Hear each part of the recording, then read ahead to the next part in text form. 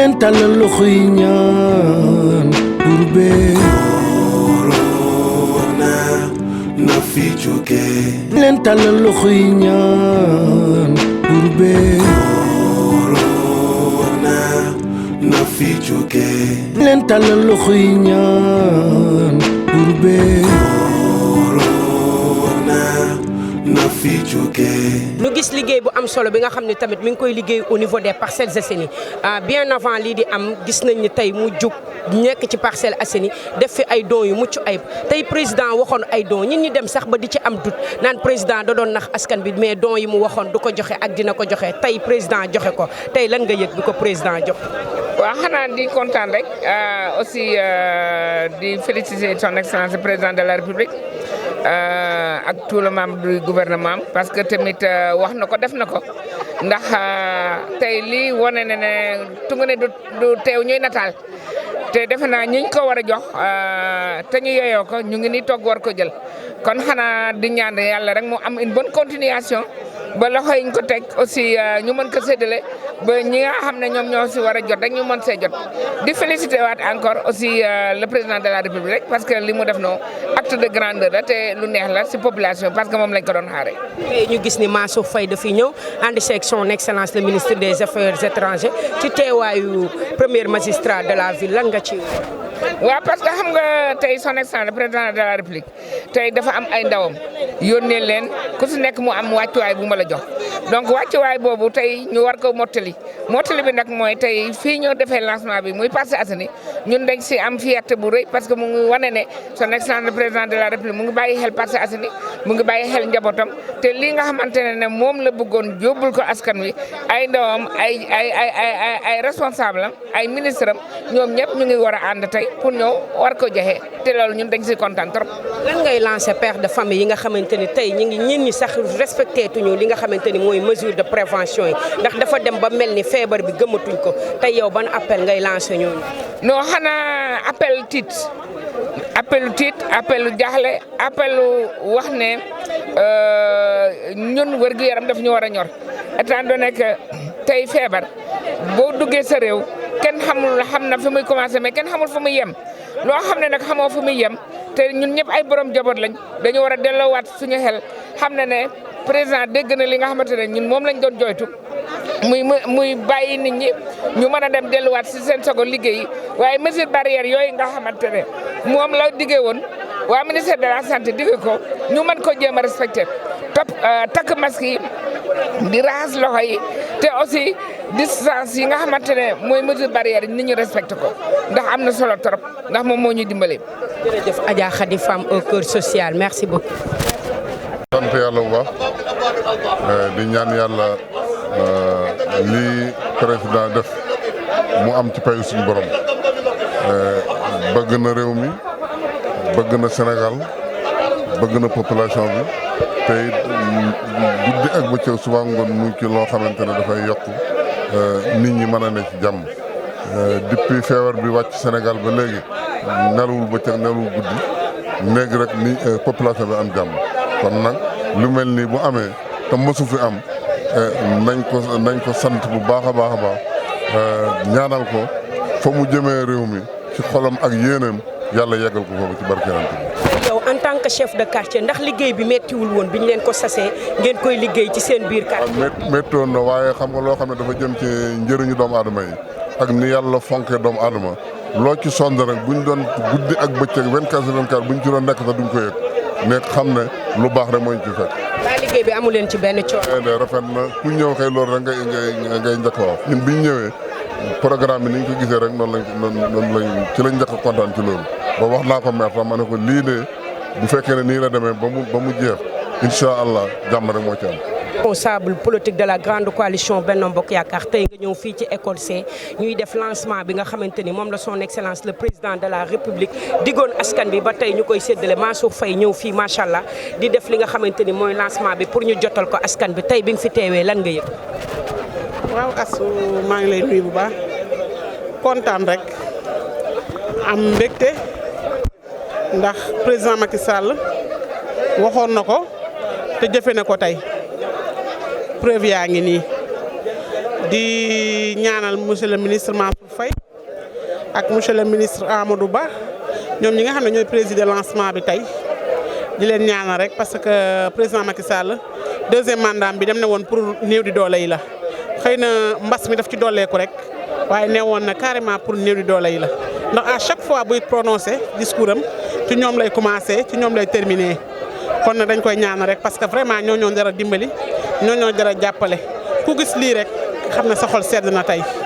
ndax bay nañu ko soxla bay nañu nga xamante ne mbas mi jàpp na leen impact tey itam bari nañ ñooñu nag nañu recensé woon biir Parcelles Assainies ba yàlla def na tey ji nañu war a jot aide bi leen président Macky Sall jox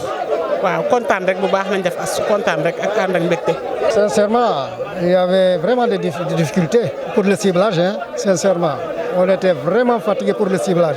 Pour ce qui concerne la liste RMI, il n'y a pas de problème. Mais le ciblage, quand on vous donne un quota pour plus de 2000, plus de presque 4000 personnes, c'est difficile d'en prendre. Wa salaamaaleykum waa Binga TV maa ngi leen di nuyu di leen ziar bu baax a baax di jiital ci nuyoo bi son excellence monsieur le président de la république ñoo ngi koy nuyu bu baax di ko ziar di ci teg suñu ministre monsieur le ministre Amadou Ba di nuyu monsieur le sous-préfet di teg le maire de la commune Assou xëy na population bi ñoo amoon kii rek mais da lay wóor ne la monsieur le président de la république du def lu mu waxul du wax loo xam ne du ko def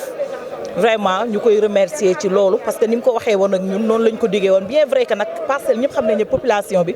presque 12000 ménages nga bëgg leen a distribuer day metti mais macha allah liggéey nañ ci 2 mois presque 3 mois yoo xamante ni liggéey bi jaar na ni mu war a jaaree amul guddi amul bëccëg monsieur le maire mi ngi ci ànd ak monsieur le sous-préfet ñu liggéey ko ba nga xamante ni képp koo xam ne inscriroon nga rek ci biir commune bi tey yàlla dogal na sa kit mi ngi fi kon ñuy remercier waat encore rek une fois monsieur le président de la république di remercier tamit suñu ministre Amadou Ba nekk fi mais rakkam a ngi fi defaral na ko ba mu baax macha allah ñi ngi remercier ñëpp di leen sant di leen gërëm di remercier tamit population Parcelles Assainies. nga bokk ci comité de ciblage yi nga xamante ne ñoo nekkoon ci biir unité di tànn. bi ngeen di tànn ndax amu leen problème selon loo bi ñu leen jox est-ce que mën na correspondre ak population bi nga xamante ne ñoo nekk ci quartier. waaw daanu nag mënul daj suuf mais nag vraiment amuñu ci problème parce que li tax amuñu ci problème dañoo yàgg parcelle xam population bi xam ñi nga xamante ne vraiment ñoom ñoo tax kit yi jóg parce que am na ñoo xam ne tey da ngay dem sax seeti leen mais dañ naan la ñun suñu amoon dañ lay dolli te franchement liñ ñu jox moom li dugg fii ci Parcelles Assainies duggul ci benn commune loolu moom mën naa ko assurer parce que dañ bokk ci arrondissement bi mais li ñu dugal parcelle ci kit dugaluñ ko ci benn commune parce que dellu nañ ba benn instant affaire bi xaw a serré mais unité yëpp dañ leen dolliwaat kon loolu dañ ciy remercier waat président xam ne delloowaat na Parcelles Assainies njukkal ci tànn bi nag du ñàkk nga jël kii xaw a mer mais da ngay xool rek toujours ki nga xam ne moo ko mérité nga jox ko doo ci am xaj ak seen parce que li population bi ñoo ko moom c'est apolitique mën nga nekk ñi di ànd ak moom bu dégg ba ca te fekk mérité wu ko am na koo xam ne mi ngi nekk à côté te leer na la ne kii moo ko mérité nga jox ko te nag buñ dee wax dëgg man de fi ma nekkoon zone bi ma nekkoon mën naa ne bu ñu xoolee kër yi amul bu ñu defee suñu dispatching def yëpp ba pare su ma juumulee 54 maisons la ñu xam au niveau de l'unité 13 ñoo xam ne amuñu te 54 maisons yooyu am na ñu nekk si biir ñoo xam ne mérité wuñu ko vraiment ñi nga xam ne tamit nekk nañ ay restants des joxaguñ leen dinañ ci coordonné ak monsieur le maire parce que boo seetloo nag ceebu koor gi ba léegi séddalewuñu ko kit yi monsieur le maire di joxe parce que dañ doon xaar lii pare bu ñu paree dinañ jël restants yooyu nga xam ne ñoo des ci unité yi ñu delloowaat ko ci commission yi nekkoon ci quartier yi ñu continuer liggéey bi ci biir comité bi waaw pour ñëpp mën a am kon daal. gis nañ ne pandémie bi daanaka kenn respecté ko mesure de prévention yi ñu jëlatuñ ko da ngay romb sax boo koy gis nañ ne takk masque comme si que feebar bi am tey boo leen doon sensibiliser. waaw loolu moom astu danger bi foofu la nekk parce que pandémie bi moom mi ngi fi jógeegu fi kon ñun ñoo waroon a fexe góorgóorlu ba nga xam ne geste barrière yi ñu tegal dañ ko respecté mais bon sénégalais moom mooy loolu mën na commencer benn affaire concentré wu ci mais après day mujjee bàyyi loxo te loolu danger la parce que boo dee xool fii au niveau des Parcelles Assainies cas yi dafa yokk tey suñu nekkoon ci ay 56 ñu ngi ci ay 100 et quelques arrondissement bi ñun ñoo ci ëppale ay cas 75% yi Parcelles Assainies la kon loolu waroon na gën a mën a tax surtout jeunesse bi man ñoom laay sensibiliser parce que mag ñi nag au moins ñoom toog nañ confiné wu nañ ñu ngi seen biir kër yi mais jeunesse bi moom vraiment tooguñu ñu ngi ci grand place yi ñu ngi naan ataaya te ñoom ñooy jël xeetu jàngoro bi yóbbu ko seen kër te ñoom am nañ chance boo xam ne jàngoro bi du leen sonal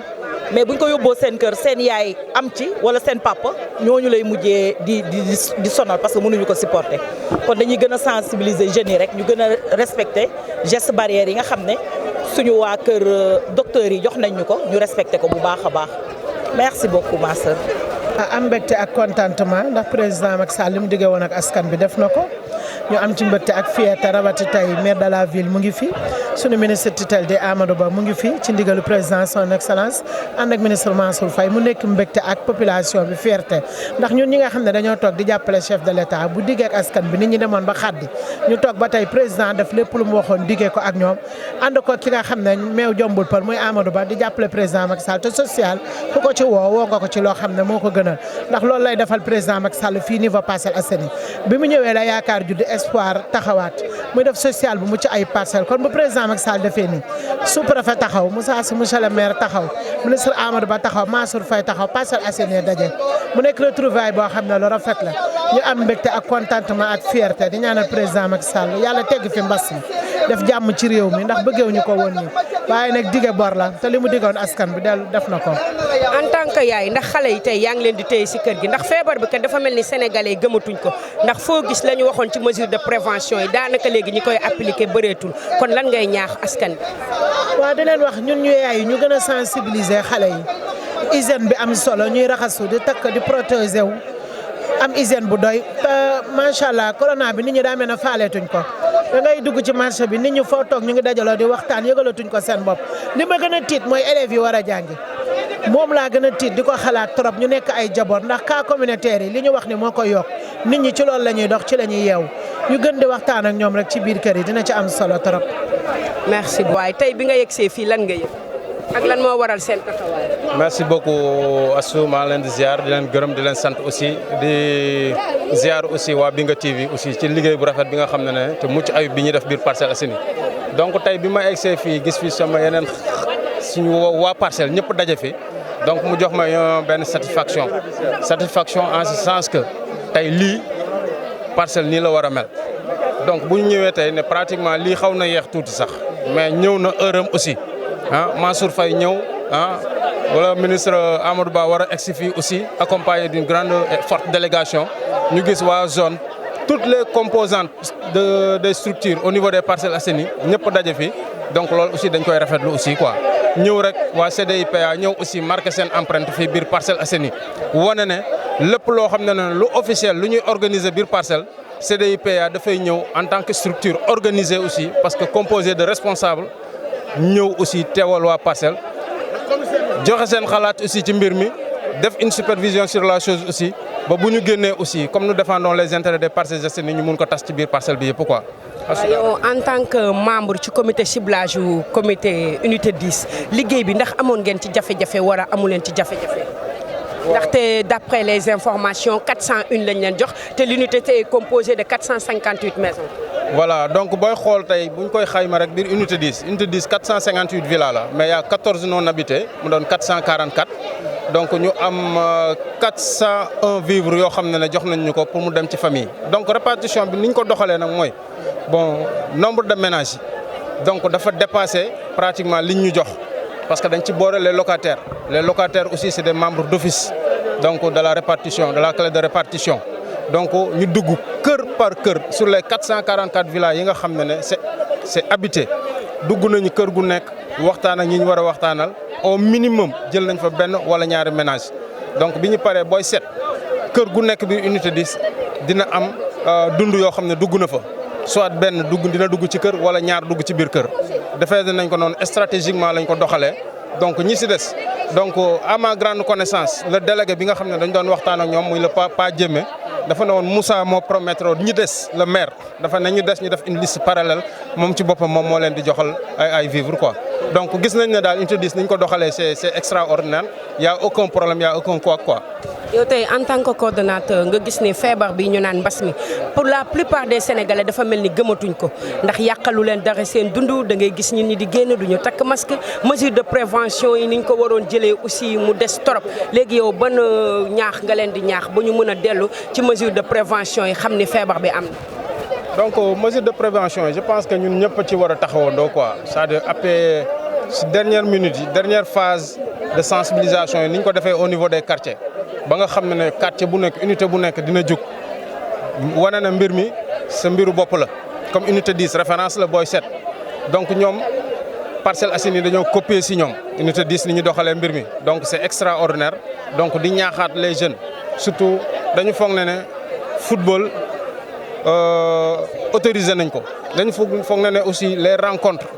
groupées organisé nañ ko donc il faut que aussi quartier yi les personnes ressources au niveau de chaque quartier mun a jàllale sensibilisation boobu ñu wax xale yi mbir maa ngi fii jusqu'à présent parce que booy xool parcelle tey bon